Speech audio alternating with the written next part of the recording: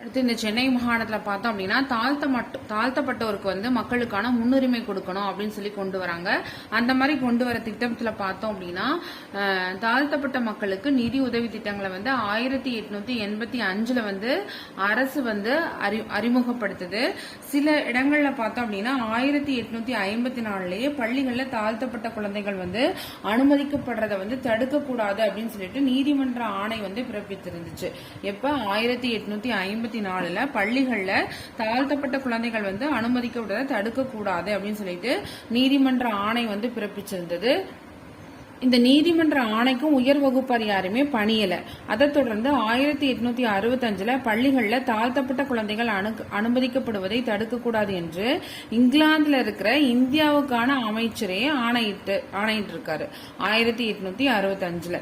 1854 நம்மளோட நீதிமன்றம் குறிப்பிட்டதை உயர் வகுப்பினர் யாருமே ஏற்றுக்கொள்ளாததுனால 1865 பள்ளிகள்ல தாழ்த்தப்பட்ட வகுப்பினர் சேர்க்கப்படுவது குழந்தைகள் சேர்க்கப்படுவதை தடுக்க கூடாதுன்னு சொல்லிட்டு இங்கிலாந்துல இருக்கிற இந்தியாவுக்கான அங்க இருக்க அமைச்சரே இந்த ஆணையை பிறப்பிச்சிருக்காரு. அப்பையும் நிலைமையில எந்த மாற்றமும் இல்ல.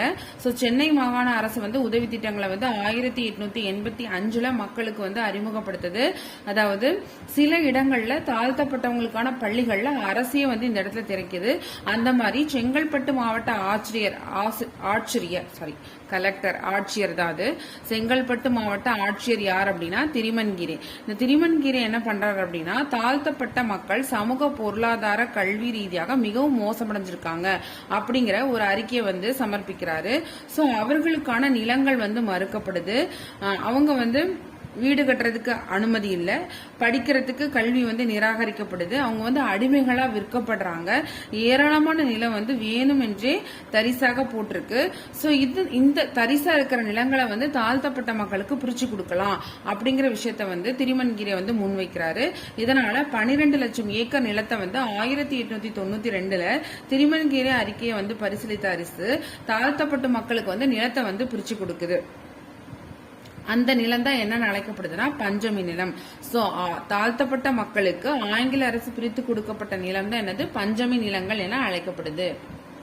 அதுக்கப்புறம் பஞ்சமர் பள்ளிகள், அதாவது தாழ்த்தப்பட்டவர்களோட குழந்தைகள் படிப்பதற்காக பள்ளிகளை அவங்கள ஆங்கிலேய அரசை உருவாக்குது. அந்த பள்ளிகள் பேர் பஞ்சம பள்ளிகள். பஞ்சமர் அப்படின்னு என்னன்னா வைதிக மதத்தின்படி 4 வர்ணங்கள் நம்ம படிச்சிருப்போம். அந்த 4 வர்ணங்களுக்கு வெளியில நிறுத்தப்பட்ட மக்களை குறிக்கிற பெயர் தான் பஞ்சமர். இந்த பஞ்சமர் பள்ளிகள் அப்படின்னு அழைக்கப்படுவத என்ன சொல்லியிருக்காங்கன்னா ஆதி திராவிட